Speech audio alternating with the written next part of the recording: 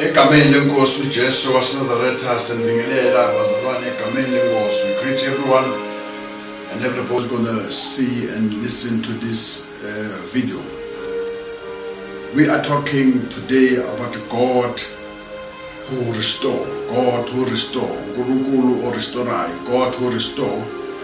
We are reading in the book of Acts, chapter 3, verse 20 and 21. This is just our foundational scripture, but we'll go and find and look for many scriptures.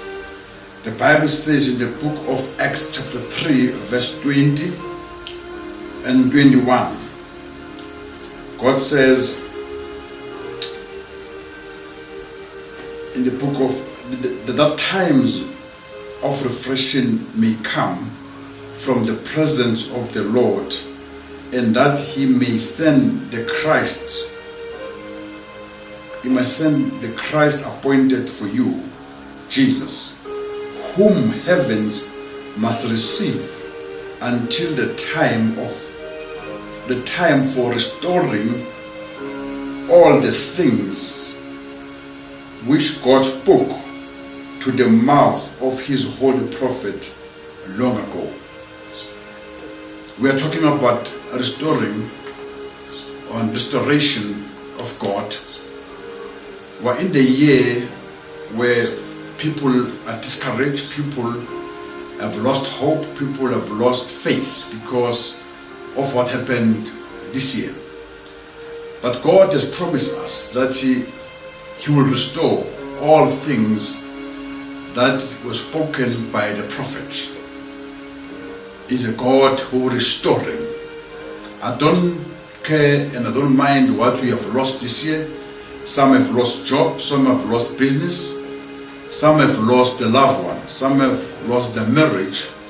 But God has promised us that He's going to restore all things. Therefore, it says all things that were spoken by the prophet, by his holy prophets.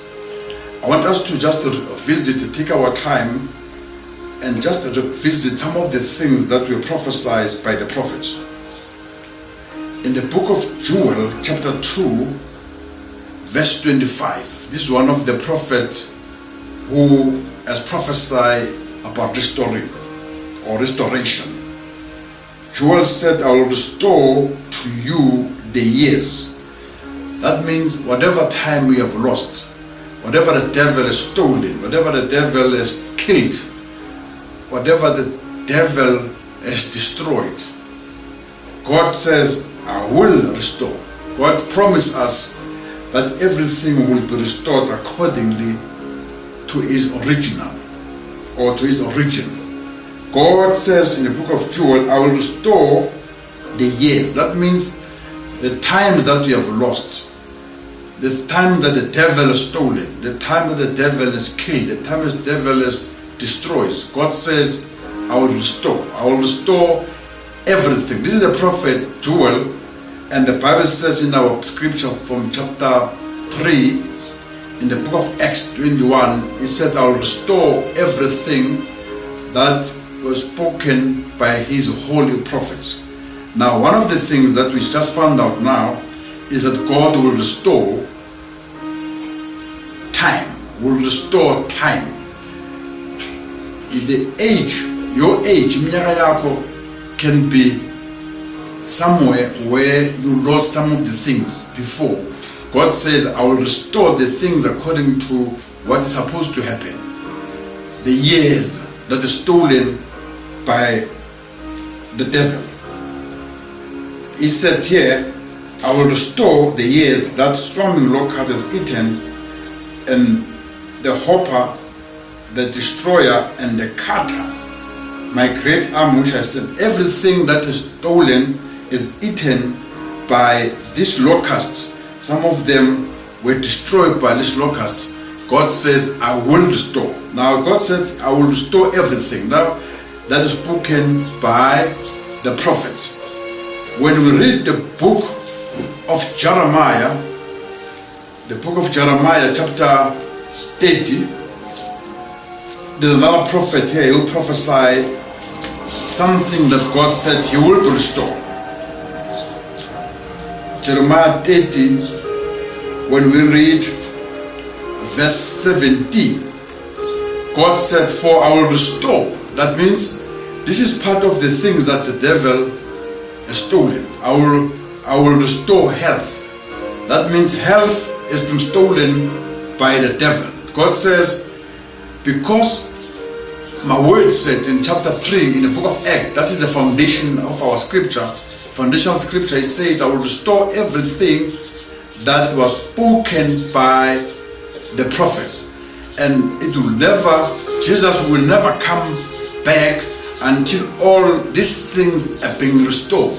I know a lot of people have prophesied that Jesus is coming next year, is coming 2000, some are saying coming, but the devil said is not coming until all the things that were prophesied by the prophets being restored. Now, one of the things that was spoken by the prophet Jeremiah, he said, for I will restore health. I will restore health to you, and the wounds I will heal. God is not coming for the wounded church. He's not coming for the sick church. He's coming for the people. He's coming for a church that is full of health. He said, I will restore health. When he restored health, then he said, I will even restore the wounds to those who are wounded of the things of the past. God says, I will bring joy, I will bring happiness, I will bring peace. Because this is part of the prophet or prophecy that was prophesied by the prophets of God, and one of them is Jeremiah. He said, for I will restore health to you, and your wounds I will heal, declares the Lord, because they have called you an outcast in Zion, for whom no one cares. In other words, he said, even the people who don't take you serious, with Jehovah, because the people who are called you outcast, and for whom they don't care, God said, I will restore you. I will restore you so that people can start and take you serious. I want us to go to a well-known scripture, because today I said we are more like, teaching so that people can understand our God who restores. In the book of Psalms 23, which is a well-known scripture, the Bible says, the Lord is my shepherd, I shall not want. He makes me lie down in the greener pastures. That means God is our shepherd. The one who's going to restore for us, who's going to do restoration for us, is our shepherd. Now, you don't need to panic, because God of restoration is your shepherd. He said, He made me lie down in greener pastures. In other words, God is going to open opportunities for you. He lead me beside still waters. God's going to lead you in a good place. But verse 3, He said, He restore my soul. Therefore, He restores my soul. We're talking about the God of restoration. He's going to restore your soul. Therefore, if your soul has been restored, then He's going to lead you in the path of righteousness for His name's sake. He's going to lead you. Verse 4, even though I walk through the valley of the shadow of death, because your soul has been restored, you shall not fear nothing. You shall fear nothing. Even though I walk through the valley of the shadow of death, I'll fear no evil. Because your soul has been restored, you don't have to fear anything. Once your soul has been restored, because we're talking God to restore. Number one, He restored the years that you have lost. Number two, He restored time that we have lost. Number three, He restored your soul. He's a God of restoration. He's going to restore your soul.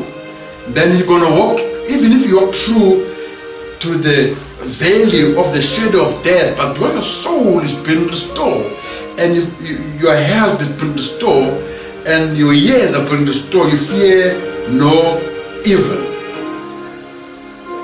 Then he said, for you are with me. Now the God of restoration is with you. Once your soul has been restored, you know God is with you. You don't panic, you don't be anxious for nothing, because God is on your side. God is with you. He said, your rod and your staff, they comfort me. The rod is, I'm just going through Psalm 23. His rod and his staff comfort you. The God of restoration, your shepherd, what comforts you is because you know that it's got a powerful rod, it's got a powerful staff that is guiding you or is protecting you.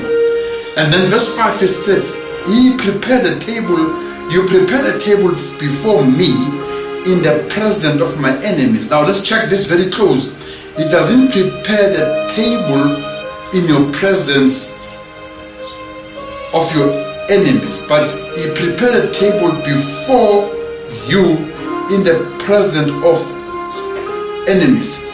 It does not prepare the table for your enemies. It prepares the table for you in the presence of your enemies.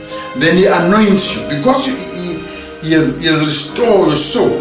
Therefore He prepares the table before you, not before your enemies, but before you in the presence of your enemies. And I want you to hear me very well.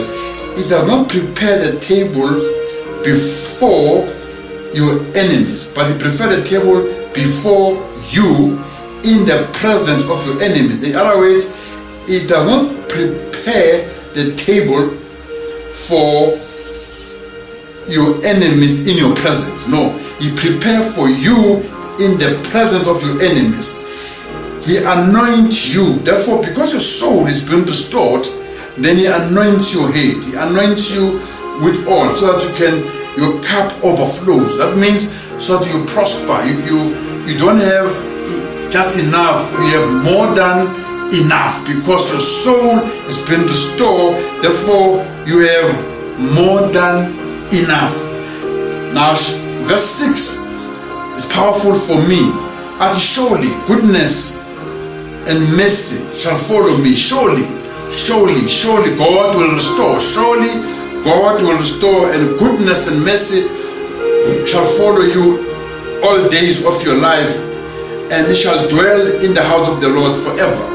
Ogwakwe is to dwell in the house of the Lord, because God, surely His goodness and mercy will follow you in the name of Jesus. In the book of John 3 verse 2, it says,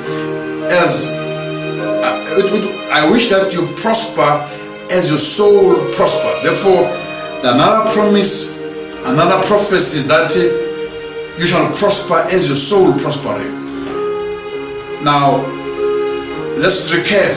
I'm about to close. Number one, God will restore the times, will restore health, will restore your soul, and God will prosper you in the name of Jesus. Isaiah 42 Isaiah 42, we're going to read just verse 22, because I want you to understand the God who restores. 42 verse 22, the Bible says in the book of Isaiah, but this is a people plundered and looted. They are all of them trapped in the holes and hidden in prisons. They become plunder with none to rescue, spoil with none to say restore. The reason all this thing happens to them, because amongst them there's none who says, God restore. Now I want you to declare, as I announced in our church, in Kingdom Power Church International, when we start this year, we said it's the year of restoration. We didn't know we're going to face this COVID-19. We didn't know we're going to face this pandemic, and people are going to lose their job, and people losing their business, people losing hope. And God said, yes, that's why I said it's a year of restoration, because this is a time where I'm going to restore everything that COVID has stolen. I'm going to restore everything that the pandemic has stolen. It has stolen hope, it stole the blessings. Everything the devil has stolen, God says, I'm going to restore. But let me give you a secret. What part must you play for this restoration to take place in your life? In the book of Joel, chapter 42, when we read verse 8, the Bible says, the friends of Job came to Job, brought offering, and Job prayed for them, and everything was restored. Now, you need to plant a seed of restoration. Wherever you are, wherever church you belong, go to a church and plant the seed. Plant the seed so that God can restore or can bring back everything that the devil has stolen. In the name of Jesus. This is a year that God wants to restore everything that the devil has stolen. Remember what Job happened? Job lost everything. And it was God was involved when Job was losing everything, because God spoke with the devil about it. But God is doing it so that He can show His power of restoration. God can restore. When Job's friends came to him, and the Bible says they gave him an offering, they planted a seed, and Job prayed for them, and everything in Job's life was restored, and even his friends were blessed. Now I'm praying that you understand the power of giving and the power of planting a seed, especially when you have lost things, especially when you have lost a lot of things like what's happening now. If you have lost many things because of what the devil has done to you, this is the time. This is a good time for you. With Baba, I'm coming to you. I want you to restore things for me. I want you to restore my peace, restore my happiness, restore my business, restore my marriage. Listen, plant the seed, and God will do you good. We thank you for listening or for viewing this, and may God bless you. Until next time, next week Sunday we meet again. May God bless you in Jesus' name. Amen and amen. Hallelujah.